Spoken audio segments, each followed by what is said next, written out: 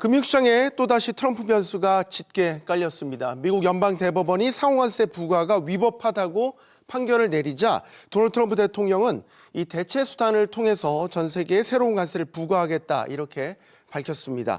트럼프 대통령의 관세 고집이 6천을 향해 질주하고 있는 우리 증시에는 또 어떤 영향을 미치게 될지 지금부터 이야기 나눠보겠습니다.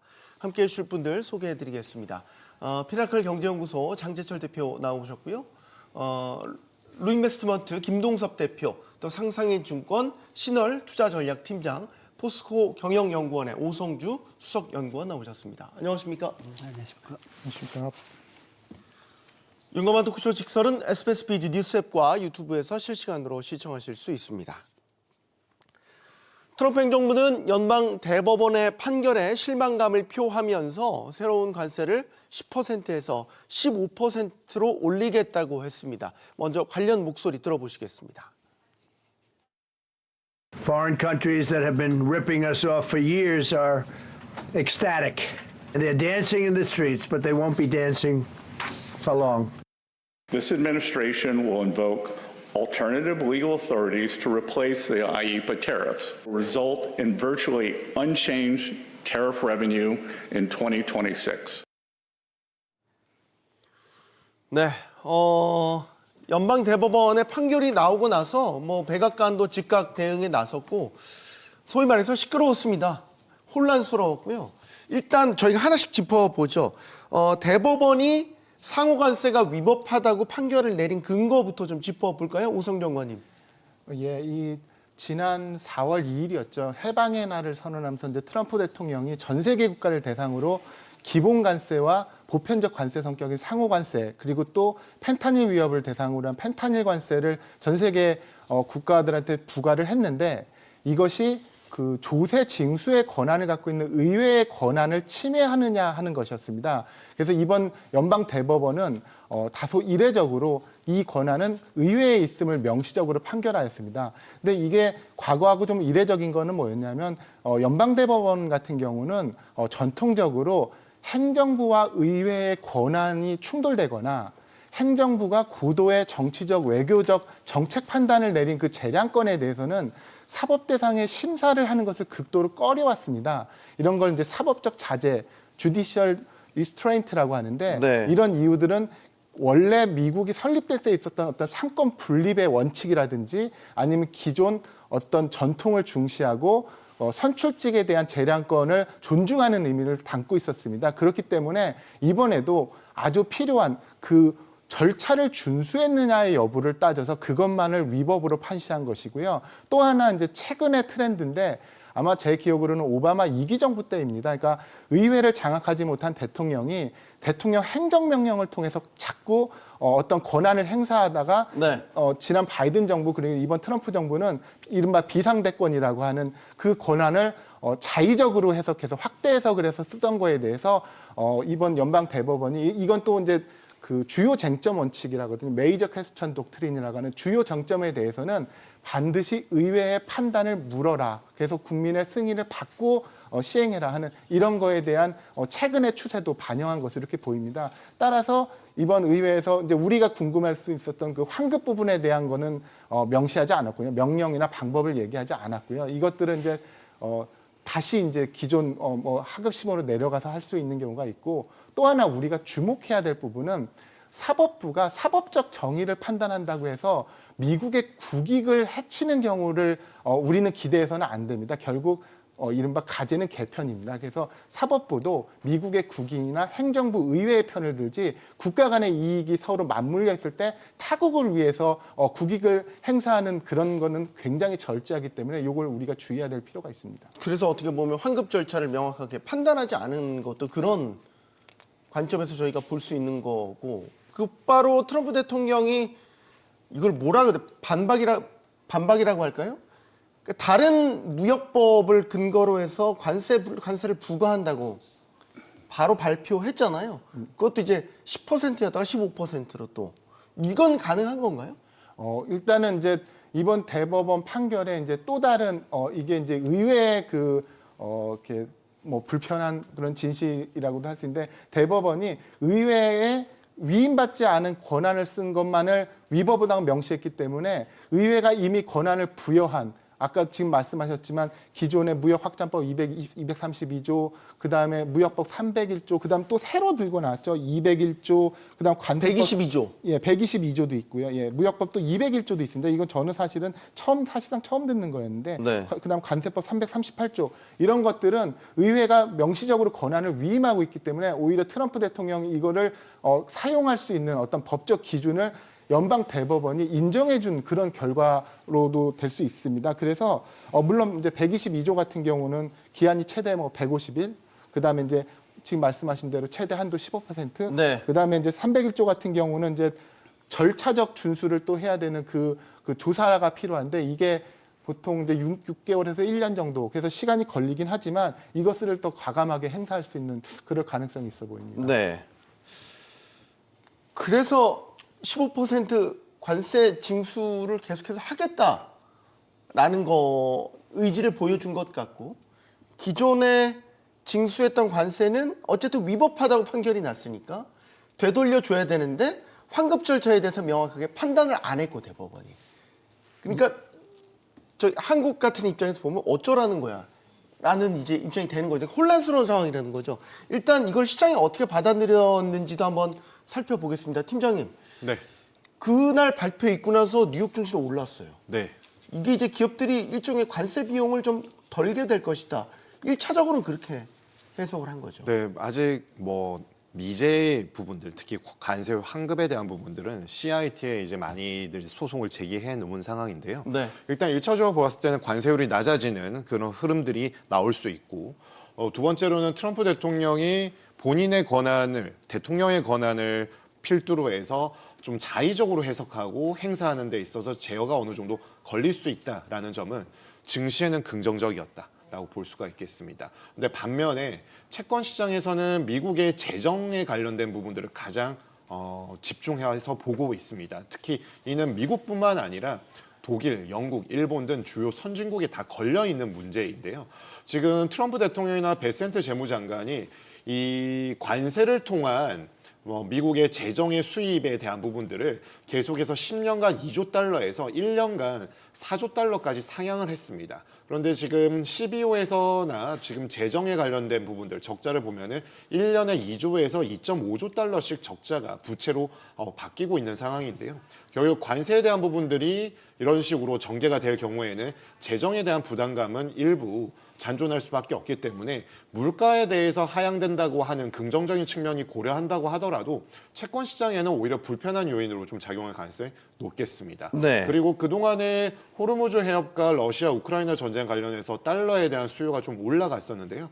그러한 부분들은 이러한 관세에 대한 위법 판결로 인해서 그 달러의 수요를 더 집중시키기보다는 일부 경감시키는 요인으로 나오고 있기 때문에 달러의 약세 되돌림, 그리고 오늘 장에서는 원달러 환율의 약 7에서 8원 정도 내려가는 흐름으로 좀 개장을 한 상황에 있습니다. 네.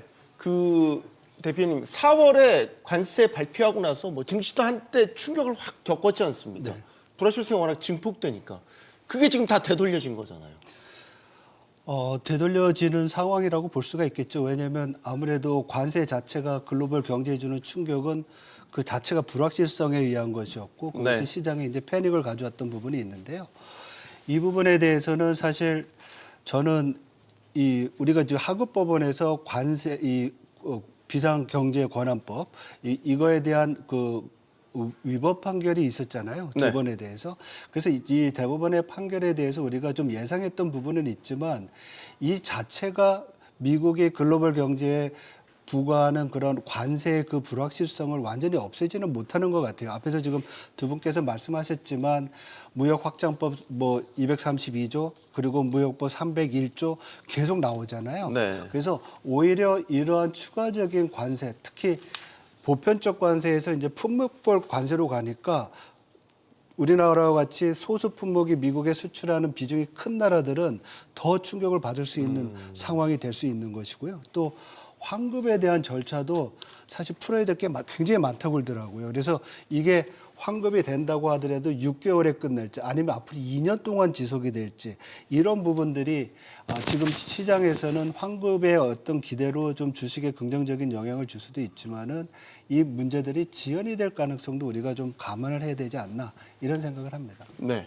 대표님 어떻게 보세요? 이게 환급을 돌려받게 되는 기업 입장에서는 좋은 거잖아요. 비용이 나갔던 게 다시 들어오니까. 그래서 소송 지금 천여 건 진행되고 있다는 거 아닙니까? 소송은 뭐 진행이 될 거예요 아마. 근데 문제는 이게 당장 해결될 거냐라고 본다면 기대치만 있을 뿐이죠. 미국에서는 사실 이 플랜 B에 대한 부분을 스카펜스터가 얘기를 했어요 지난번에. 그래서 미 행정부는 이 상황을 어느 정도 예측을 하고 있었기 때문에 아마도 환급에 대한 부분도 전혀 생각 안 하고 있을 거예요. 어떻게 하면 안 줄까? 이거 연구하고 있을 거라고 생각이 들고 있고요.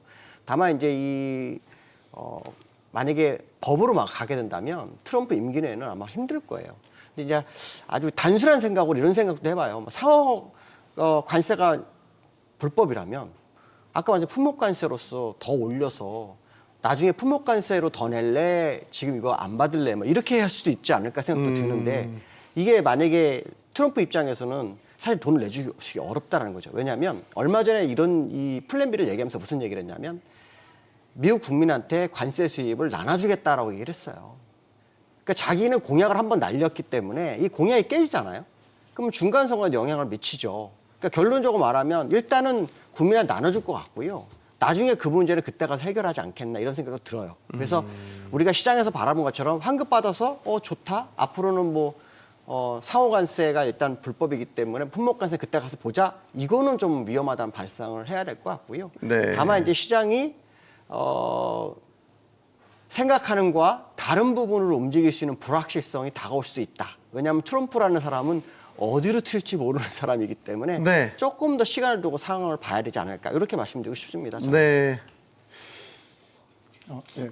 네. 오영훈. 관세 환급 부분에 관련해서 제가 한 가지 더 주목할 부분이 있어서 이제 좀 짚고 넘어갔으면 안 돼요. 저는 개인적으로 이번 판결에 씬스틸러라고 할 수 있는데 그 대법관 한 명이 소수 의견을 냈거든요. 네. 브렉 캐버노라고. 근데 이분이 뭐라고 얘기를 하냐면 이걸 사실 거시경제학의 현실주의인데 이번 관세라는 건 수입업자가 이미 냈지만 그 피해는 결국 최종 소비자가 부담한 것입니다. 근데 그 과정에서 우리가 알고 있지만 수출업자, 수입업자, 유통업자, 소비자가 이미 모두 다 전가돼서 배분되었는데 이 관세가 환급된다고 하더라도 이게 수입업자한테 일차적으로 가게 돼 있거든요. 그러면 이걸 어떻게 다시 배분할 것이며 이 배분이 될 것이며 그 기여분은 어떻게 결정될 것이며 그래서 엉망이 될 거라고 했거든요. 이거 메스가 될 거라고 했기 때문에 이 부분도 조세정의 차원이라면 환급될 부분을 어떻게 배분할지도 결국 문제가 되는 겁니다. 그래서 아마도 트럼프 대통령이나 행정부는 이 부분에 대해서 계속 공격을 하면서 협조하지 않을 가능성이 있어서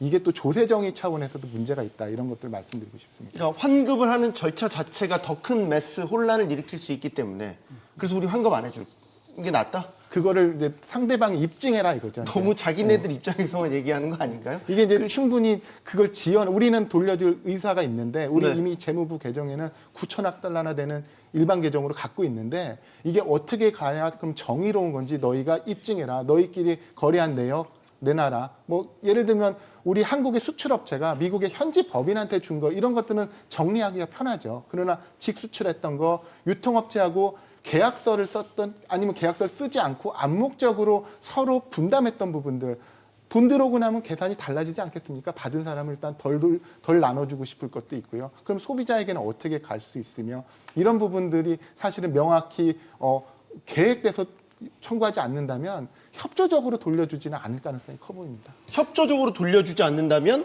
뭐 미국은 소송의 나라니까 소송했는데 정부도 예를 들어서 거기에 대해서 불복할 수도 있는 거잖아요. 그렇죠. 지금 이제 앞에서 말씀해 주신 부분이 굉장히 어려운 과정이 될 것 같습니다. 왜냐하면 얼마 전 12호에서 그렇게 의회 예산정책처에서 얘기한 게 네. 관세 100%가 부과됐을 때 이것을 좀 분해해 보니까 30%는 기업들이 이윤을 줄이면서 흡수를 했고 예. 나머지 거의 70% 정도가 소비자가 부담했다는 얘기거든요. 그러면 이러한 분석에 따르면 관세 환급금의 70% 정도는 소비자들한테 가야 되는데 기업이 그걸 어떻게 할지가 굉장히 문제가 되는 거죠. 그래서 이런 부분은 아마 그러니까 우리가 뭐 관세 배당을 주든지 어떤 식으로 하든지 그렇게 또 해결하겠다는 또 대안이 나올 수도 있는 그런 방법이라고 생각이 듭니다. 이게 관세 환급금이 뭐 추정치들이 몇 가지가 나왔는데 규모가 꽤 큽니다. 1년도 채 안 된 규모인데 이 뭐 1,750억 달러에 달할 거다. 우리 돈으로 환산하면 이제 250조 원이 넘는 규모가 되겠죠. 이제 이 돈들이 이제 어디로 가냐 이 소송을 통해서 막 결정이 되는 다소 좀 복잡한 상황인데 때마침 4분기 성장률이 좀 둔화된 걸로 나왔잖아요, 팀장님. 네. 그러면 이제 이 정도의 돈이 또 미국을 빠져나간다. 그럼 이건 성장률에도 영향이 있는 거 아닌가요? 사실 빠져나간다라고 보기보다는 이미 이와 같은 부분에 의해서 투자를 독려하고 있고 리쇼어링에 대한 부분들은 트럼프 1기에 이어서 2기에 더욱더 가속화되고 있기 때문에 생산, 소비, 그리고 가계로 이어지는 선순환 구조와 거기에 AI 산업을 전 세계적으로 리딩하고 있는 이 산업의 트렌드가 맞물려 돌아가고 있기 때문에 타 주요국 대비해서 견조한 미국의 흐름들은 당분간 이어질 가능성이 좀 더 높다라고 볼 수가 있겠습니다. 다만 4분기 성장률은 그동안에 우리가 애틀랜타 여는 GDP 나우를 통해서 보았던 것 예상을 해왔던 수치보다는 좀 다소 좋지 않게 나왔습니다. 아무래도 최장 기간으로 꼽히는 그 10월, 11월에 있었던 셔다운 기억하시죠? 이 셔다운이 1% 중반 정도의 퍼센트 포인트의 성장률의 하방 압력으로 좀 작용했다라고 볼 수가 있겠고 이러한 부분들은 단지 정부 지출뿐만 아니라 직간접적으로 가계와 기업에도 영향을 미칠 수밖에 없는 부분들이 상당한 좀 악영향을 예상보다 좀 미친 것이 아닐까라고 보여집니다. 네. 1분기에는 지금 뭐 뉴스 통해서 아시겠지만 폭설, 혹한 뭐 이러한 부분들이 있습니다만은 계절성에 대한 부분들로 분명히 어느 정도는 간주가 될 수 있다라고 했을 때에는 오히려 4분기가 잘 나왔다가 1분기에 계절성에 의한 급감이 나오는 것보다는 어느 정도 스무딩 효과가 나타날 수 있다라는 점을 판단을 했을 때에는 시장에서는 그렇게 큰 충격으로 받아들이지는 않을 것으로 보여지고요. 네. 소비에 대한 부분들은 상당히 좋은 상황에서 내구재 관련된 부분들, 주문들은 결국에는 산업 생산 지표와 함께 엮어서 보았을 때에는 비교적 미국 생산에 대한 부분들은 크게 의심할 바는 없다. 특히 민간 소비와 맞물려 돌아가는 측면들에 있어서는 아직 어떤 크레딧상으로 이어질 수 있거나 실물 경제의 쇼크가 야기될 수 있는 부분들 그래서 연준의 금리 인하를 가속화시켜야 된다라는 아직 징후들은 좀 확인되기는 좀 어려운 상황에 있다라고 볼 수가 있겠습니다. 네.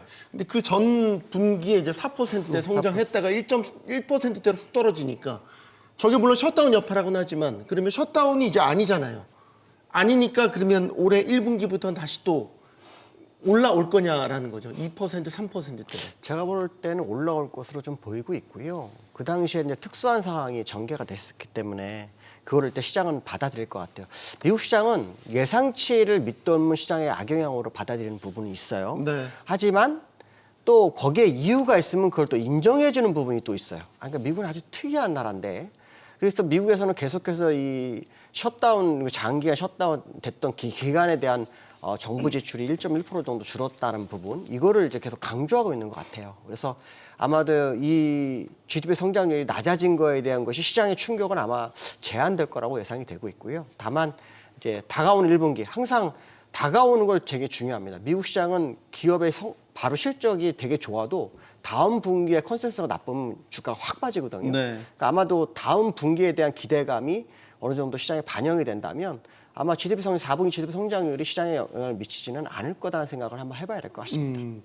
그 지난주 그 마지막 금요일에 시장이 초반에 출렁이었던 건 우리가 이제 그 경제 좋은 모양새는 물가는 안정되면 성장률이 잘 나오면 좋은 모양새인데 반대로 나왔지 않습니까? 그러니까 PCE는 좀 높게 나왔고 성장률 1%로 떨어지니까 이거는 그럼 이제 이상 신호다.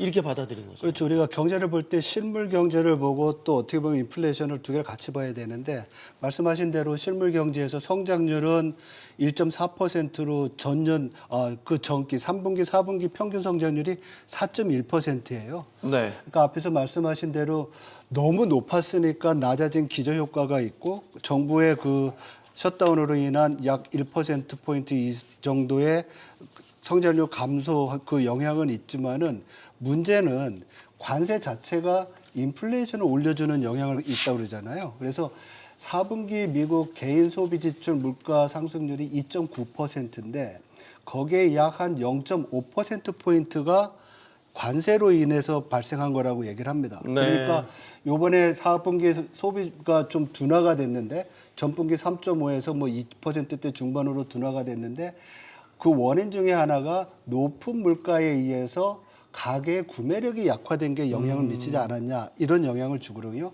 실제로 관세 부과로 해서 미국 가계가 평균적으로 약 한 4,700달러 정도 부담이 생겼다고 그래요. 그만큼 경제에 영향은 주는 거죠. 그래서 관세가 만약에 이 상호 관세가 완전히 없어지면 이러한 불안 요인들이 없어지니까 좋은 건데 네. 다시 말씀드리지만은 품목별 관세로 인해서 베세트 장관 얘기한 것처럼 올해 예상됐던 관세 수입을 유지한다고 그랬잖아요.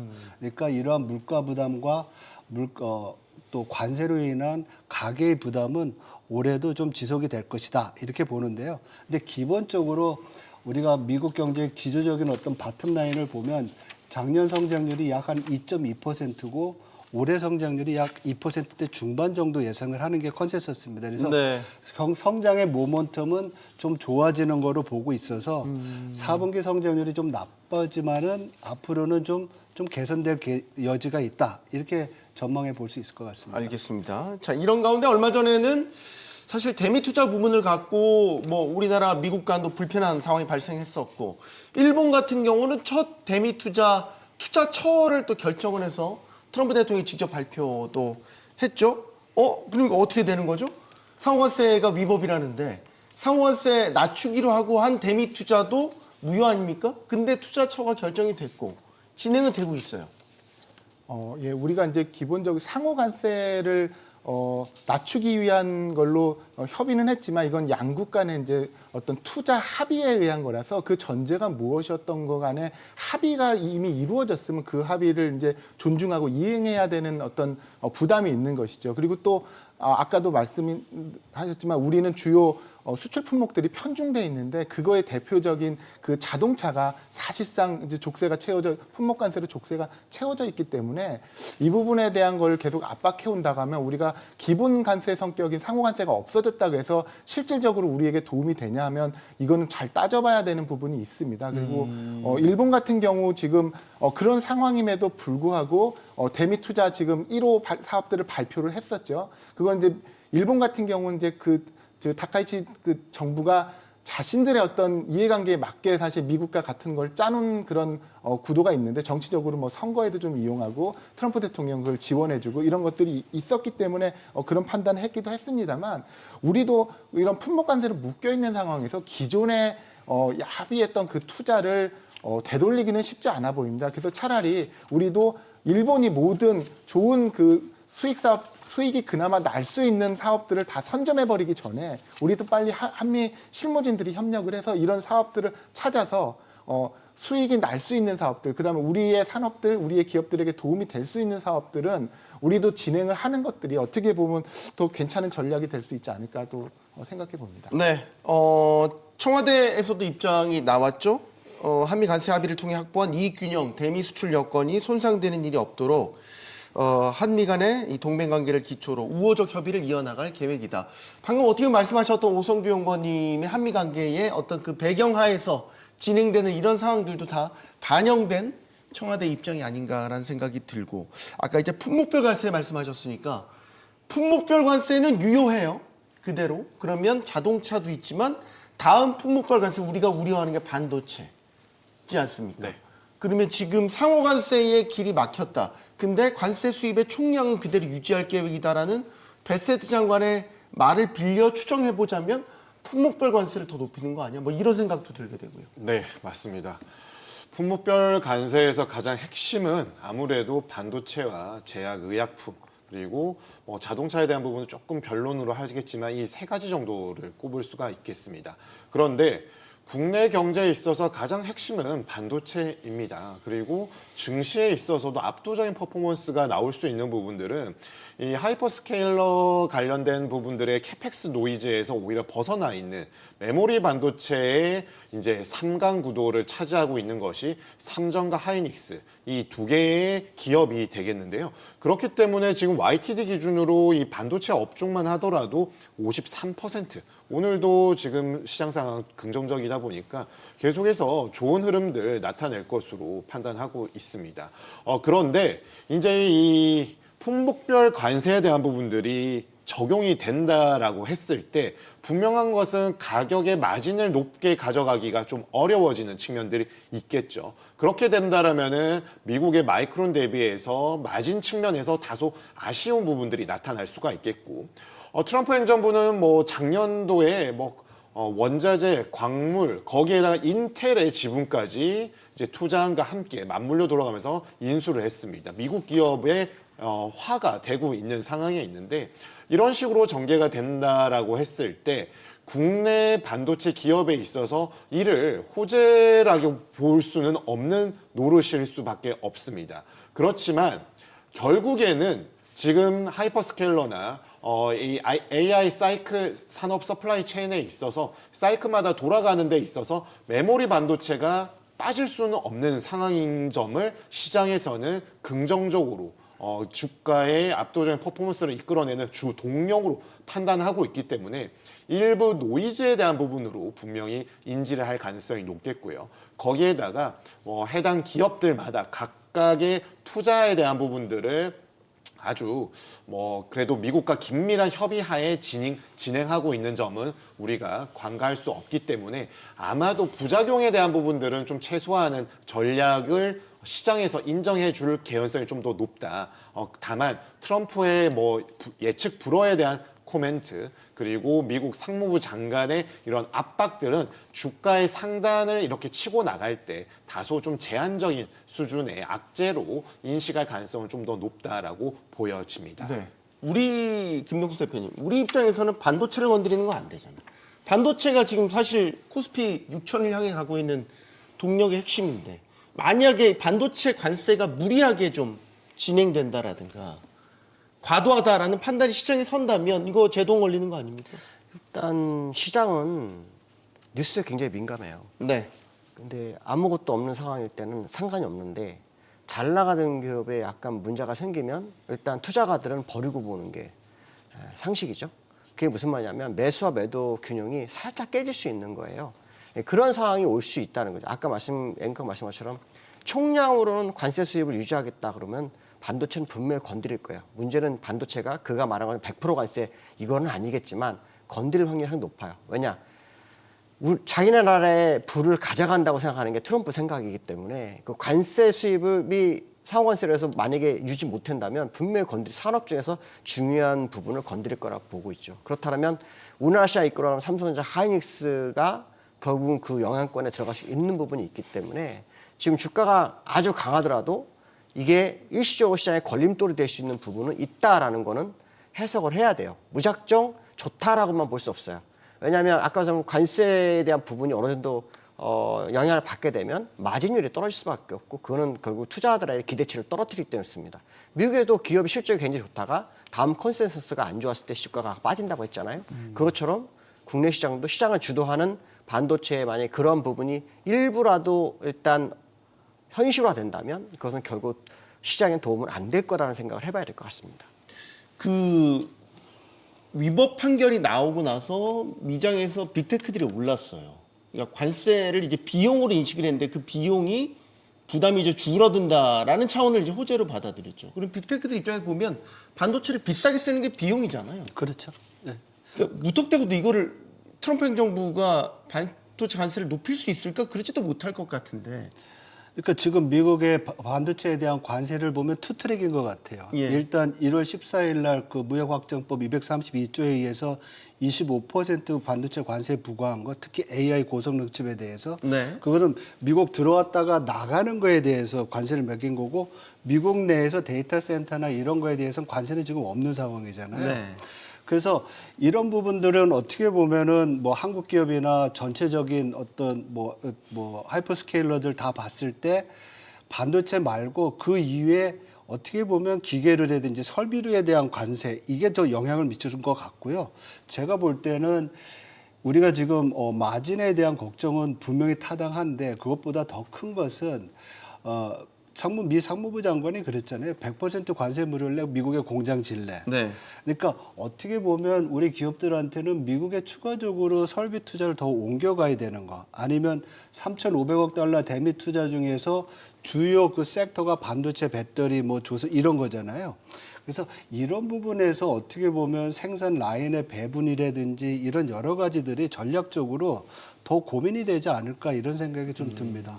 그리고 더 중요한 것은 이 반도체가 들어가는 게 지금은 어떻게 보면 메모리 반도체 관세가 0%지만은 앞에서 말씀드린 대로 보편 관세가 없어진 상황에서 품목별 관세로 뭐 5%, 10% 관세를 물린다고 하면 이게 전반적으로 반도체가 들어가는 게 자동차서부터 가전까지 다 있잖아요. 네. 우리나라 수출 품목에 있어서의 어떤 평균적인 어떤 단가가 올라가는 그런 상황도 될 수 있어서 저는 좀 약간 걱정되는 부분도 있다고 생각이 듭니다. 네.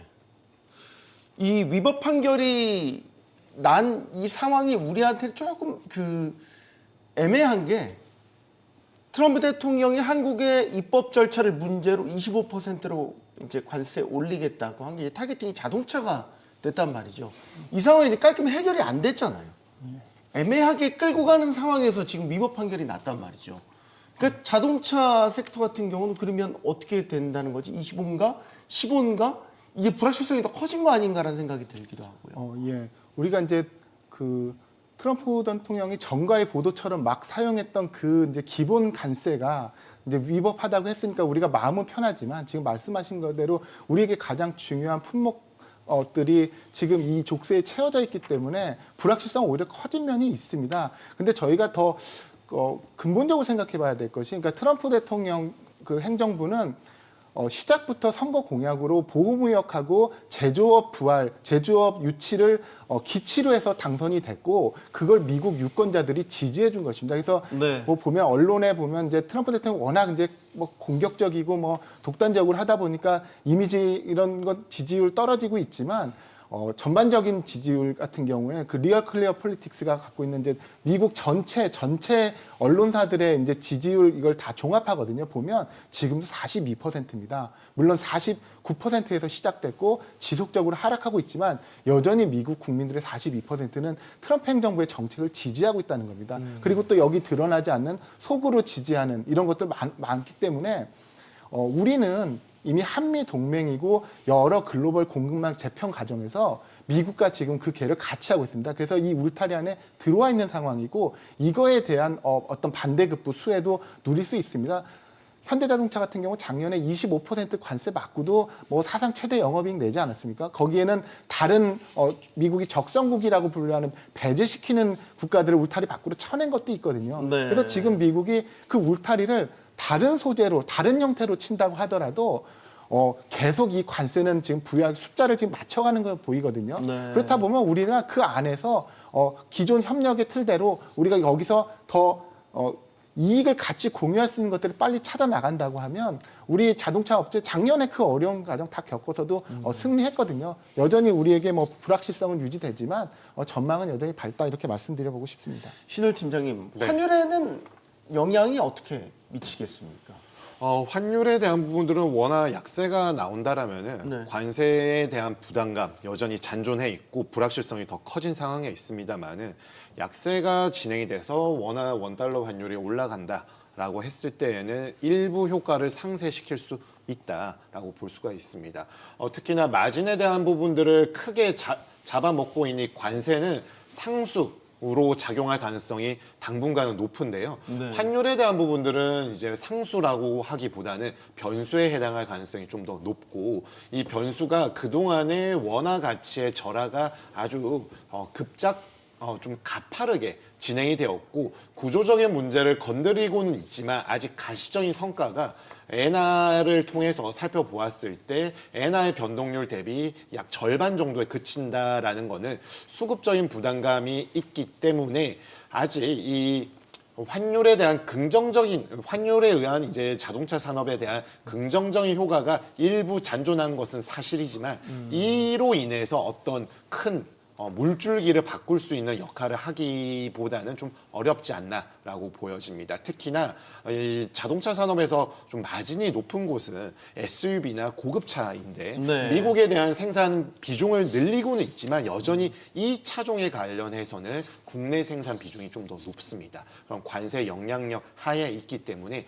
아무래도 관세율 자체를 상당히 이제 최저 수준으로 내릴 수 있는 국가적인 그리고 산업적인 노력이 계속해서 필요할 것이고, 이에 대해서 시장 참가자들은 아주 민감하게 지켜볼 것으로 보여집니다. 현대차 주가를 보면 김동수 대표님 그렇게 관세 이번에 위법 판결 난 거에 별로 그렇게 휘둘리지 않는 것 같아요. 왜 그런 거죠?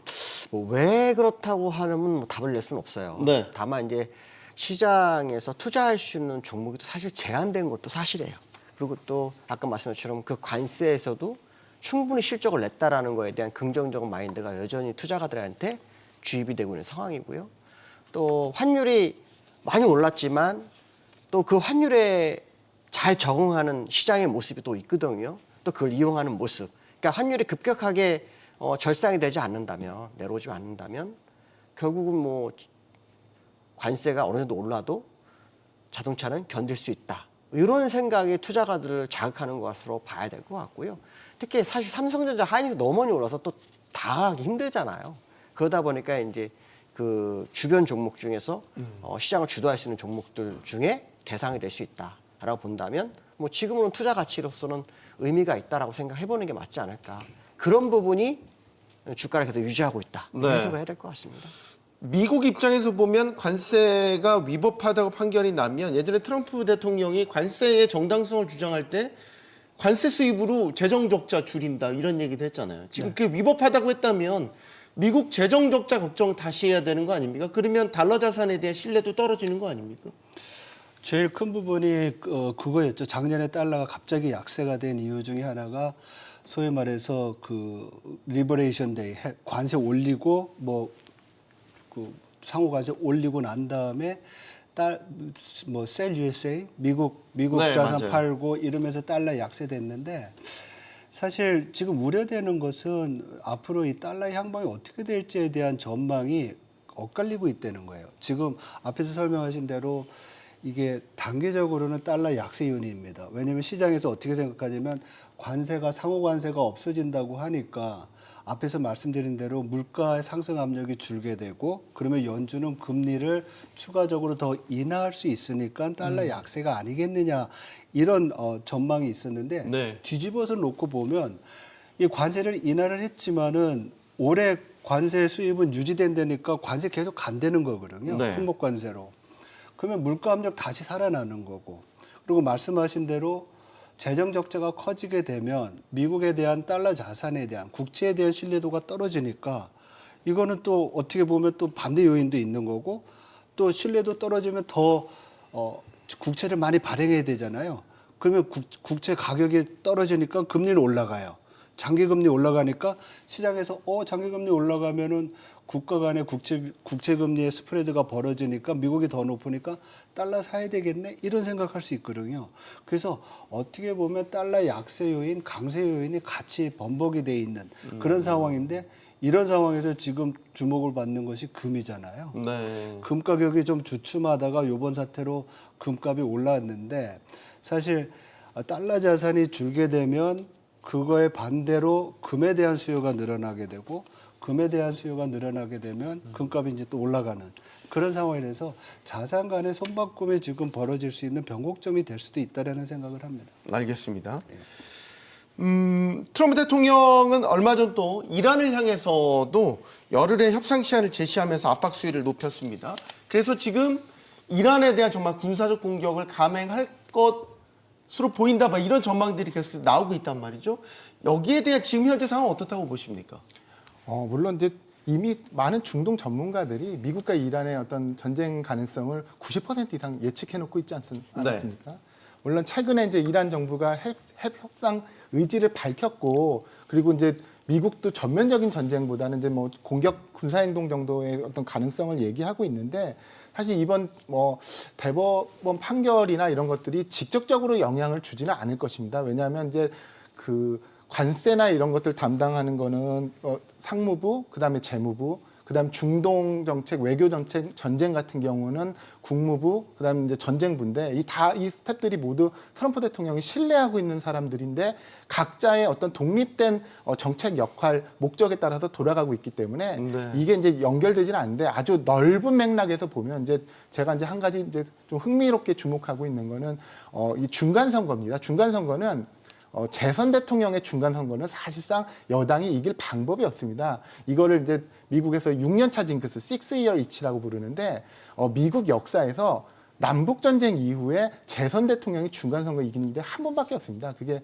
제가 알기로 이제 1998년 트럼프 대통령인데 그때 이제 경제 대호황이 있었죠. 뭐 탄핵 역풍도 있었지만 경제 대호황이 있어서 트럼프 대통령이 사실은 굉장히 어려운 도전을 하고 있었던 거거든요. 이제 그거만큼 아니면 이제 또 재선이 아닌 2년차 선거에서 이겼던 사례가 이제 그 프랭클린 델라노 루즈벨트 정부 시절에 이제 뉴딜 정책에 대한 지지 이런 것들이 있었기 때문에 이런 도전을 해왔던 것인데 이제 한 가지 흥미로우면서 좀 걱정되는 부분은 또 한 번 2년차 때 승리한 사례가 2002년 부시 W 행정부가 그 이라크하고 전면전을 치를 때 전 국민이 이제 지지해줘서 상원 하원을 다 장악한 겁니다. 그래서 트럼프 대통령도 역사를 잘 참조하고 있거든요. 그래서 이런 부분까지 참조하게 되는, 그러니까 모든 정책들이 다 무력화돼서 이거를 수단으로 쓰지 않게 되기를 저는 개인적으로 정말 진심으로 기대하고 있습니다. 그 얘기신 거잖아요. 돌려 말씀하셨지만 내부에 이런 관세 위법이라는 위기가 터졌으니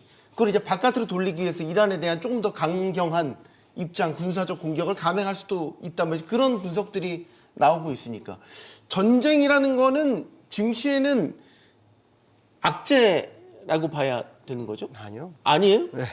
과거 사례를 보면 그냥 하루짜리였어요, 다. 원유 뛰잖아요. 원유가 그것도 예를 옛날에 들어 걸프전 때도 그냥 하루 뛰고 말았어요. 네.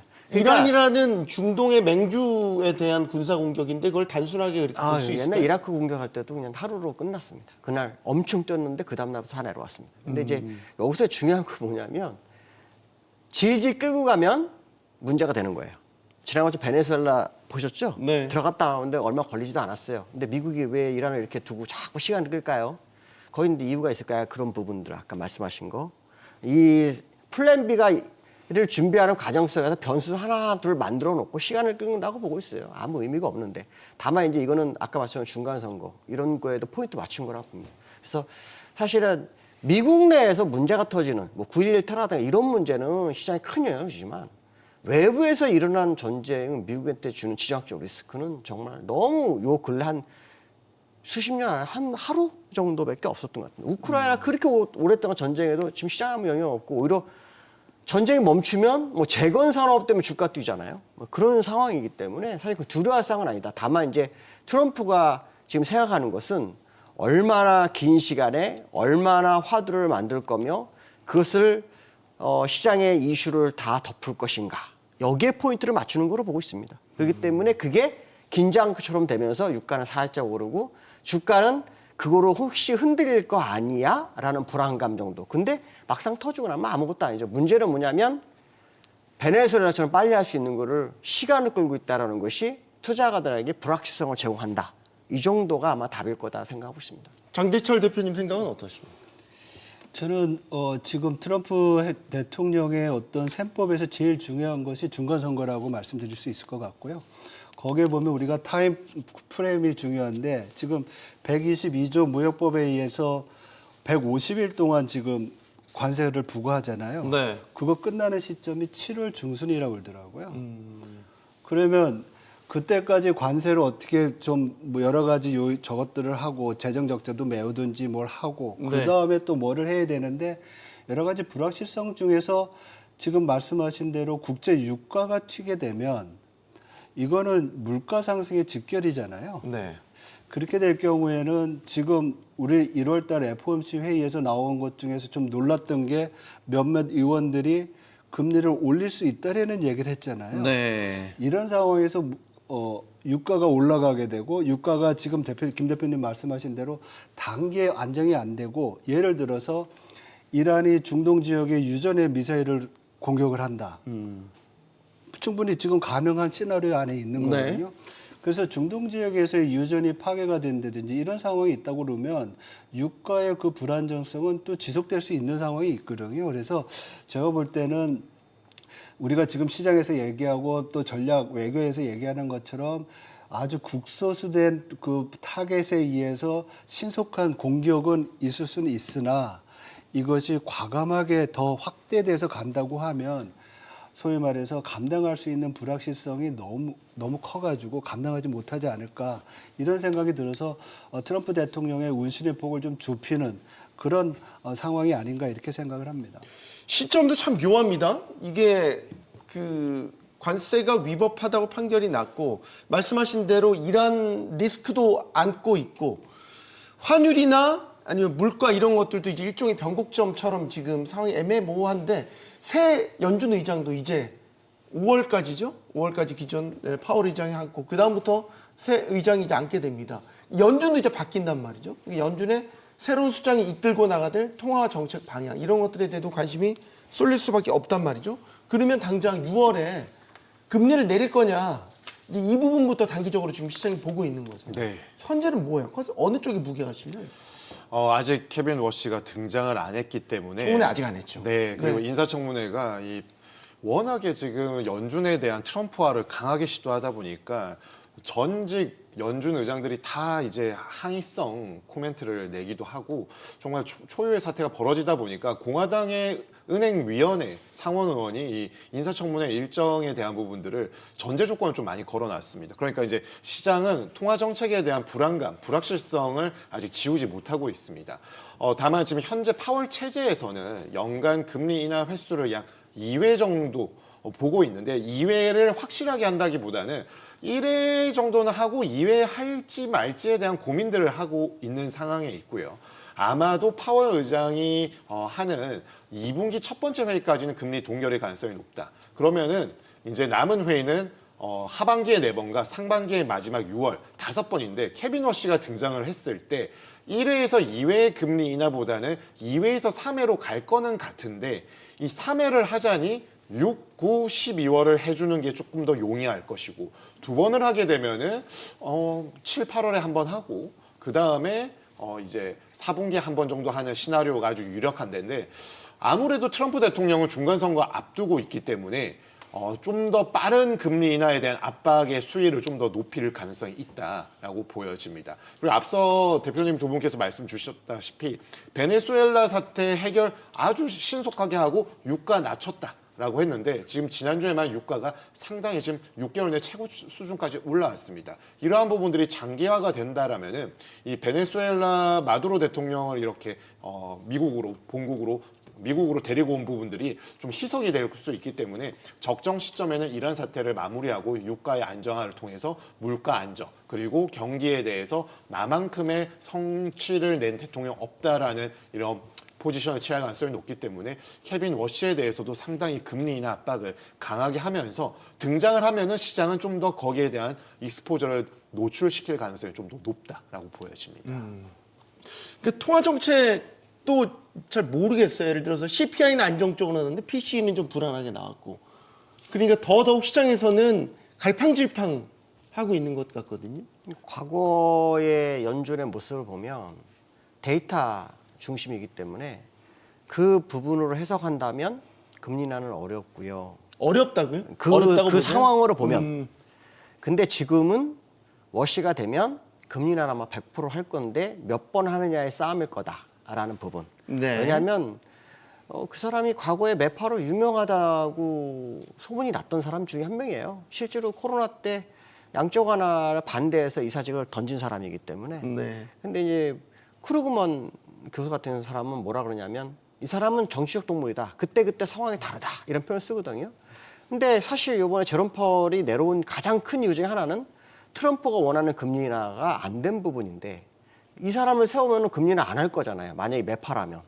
그렇다면 결국은 합의점이 있었다고 판단하기 때문에 어디까지 금리 인하를 할지는 모르겠지만 트럼프가 항상 1%를 언급했었거든요. 아마 그걸 빠르게 진행하지 않겠나 생각을 합니다. 그래서 연준의 성향으로 봐가지고는 굉장히 어려울 거겠지만 이 사람이 들어가면서 아마 크리스토퍼 월러라든가 미셸 오바마 이런 사람들과 연합해서 뭔가를 만들어낼 거라 판단하고 있기 때문에 네. 아마 금리 인하는 지표도 상관없을 거고 그다음에 상황적인 쪽으로 트럼프가 원하는 쪽으로 갈 거다 이런 해석을 좀 해보고 있습니다. 1%면 4번. 네 번일 네 번 수도 내린다는 있고 뭐 0.5씩 2번일 수도 있고 올해 아직 한 번도 안 내렸으니까. 네. 뭐 만약에 파월 연준 의장이 임기 동안 한 번도 내리지 않는다면 안 내리죠. 파월은 안 내릴 겁니다. 안 내리냐 하반기에 4번이라는 얘기인데. 가능성 열어두고 봐야죠. 네, 장 대표님. 저는 이 이번에 새로 연준 의장이 들어왔을 때 얼마만큼 지도력을 발휘할지가 되게 중요하거든요. 네. 파월 같은 경우에는 상당히 인정을 받고 지도력을 또 펼쳤던 분인데 더 중요한 것은 데이터 디펜던트한 연준의 정책 결정을 봤을 때 앞에서 말씀드린 대로 올해 경제 성장률이 작년보다 높고 그리고 고용 시장이 지금처럼 안정되는 가운데서 관세 부담이 없어지지 않고 물가 상승이 계속 된다고 하면 금리 인하의 횟수는 많아야 한 번 아니겠느냐 이렇게 생각이 들고요. 만약에 앞에서 말씀하신 대로 연달아서 내리기 위해서는 미국 경제 성장률이 하반기에 더 나빠지든지 아니면 인플레이션이 상당히 안정적으로 가야 되는데 저는 그럴 가능성은 없지 않나 이렇게 봅니다. 갈수록 하반기로 갈수록 인플레이션 압력은 다시 높아질 가능성이 크고요. 그리고 성장률도 더 잠재 성장률을 상회하는 그런 수준이기 때문에 물가 압력이 오히려 높아져서 지금 일부 연준 의원들이 얘기하는 것처럼 어쩌면 연준이 금리를 인상해야 되는 가능성에 대해서 언급하는 빈도수가 많아질 수도 있지 않을까 이렇게 생각을 합니다. 그래서 저는 올해 금리 1을 인하한다 그러면 맥시멈 한 번 아니면 없을 수도 있다라고 생각을 합니다. 네. 극단이네요. 다 갈리고 있단 말이죠. 이게 사실 관세 위법 판결로 인해서 더 불확실성이 커졌단 말이죠. 오영구님, 이게 우리 정부가 지금 어떤 식으로 대응한다는 전략 같은 게 만들어져 있습니까? 저는 이제 개인적으로는 이번 관세 판결이 위법이 안 나왔으면 오히려 불확실성이 거치면서 트럼프 대통령이 사실은 이제 미국인을 위한 미국만을 위해서 이제 일하지만 바쁘게 일을 했지 않습니까? 그래서 네. 작년에 관세 정책이 끝냈으면 올해는 이제 바로 이제 이어지는 금리, 그다음 환율 전쟁으로 가고 경기 부양도 하고 이런 쪽으로 챕터가 넘어갔을 건데 이게 끝나지 않으면서 불확실성을 오히려 키우는 측면들이 있어서 이게 이제 우리 경제에도 부담인 건데 저는 과거부터 우리가 FTA 협상부터 우리 정부, 우리 협상팀 사실 잘해왔습니다. 우리가 실패한 협상이 있었나 싶을 정도로 사실 성공적이었거든요. 네. 그리고 지난 한미 관세 협상도 우리가 성공적이었고 그 어려움들을 사실 기업들도 잘 이겨냈었고요. 그래서 너무 이거에 대해서 이렇게 두려워하거나 불안해할 거 없이 또 우리는 우리의 능력을 믿고 나간다고 하면 트럼프 대통령도 설마 미국 대통령이 자신의 어떤 정치적 목적이나 공명심을 높이기 위해 뭐 대규모 피해가 예상되는 전쟁을 더 크게 확장하거나 전 세계 피해를 더 확대시키는 그런 일을 하시지 않을 거라고 저도 좀 긍정적으로 기대를 해보겠습니다. 알겠습니다. 트럼프 행정부의 관세가 위법하다는 판결이 났다면 관세를 앞세워 체결한 무역 협상들도 무효라고 볼 수 있겠죠. 그러나 또 무턱대고 무효를 외칠 수도 없는 난감한 상황입니다.